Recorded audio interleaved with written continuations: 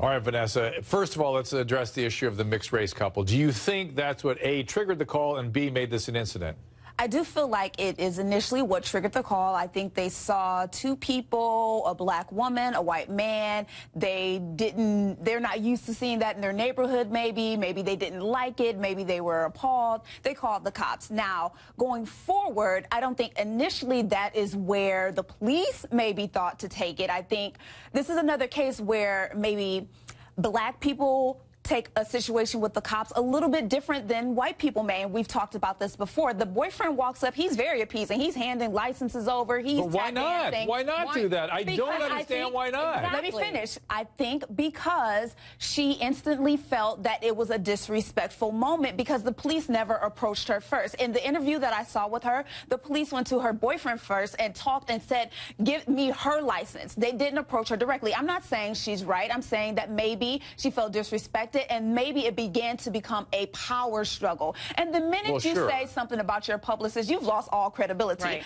Clearly, this could have been handled differently. Clearly, it could have been over if she just handed over the ID. But I think she thought she had a point to prove, and she wanted to show that I don't have to say yes right now because I have not done anything wrong. Okay, well, Leanne, I don't understand what that is.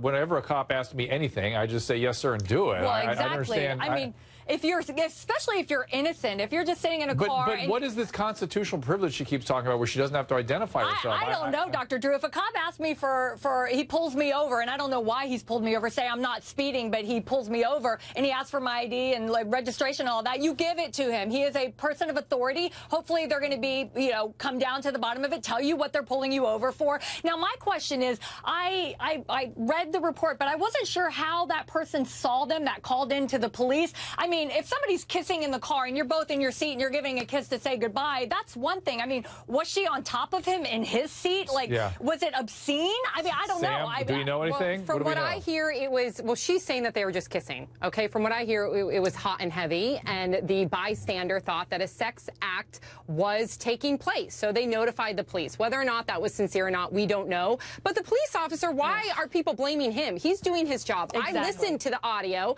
and the police officer was very careful. He let her know that he was following up on a call and just wanted to do his due diligence, dot his I's, cross his T's. And I think that this is blown way out of proportion, and I think the victim here is the police officer. And Judy, people are reacting negatively to this actress, bringing up the issue of publicists and sort of seemingly using this to get on a soapbox and get some more attention for herself. People are on social media particularly.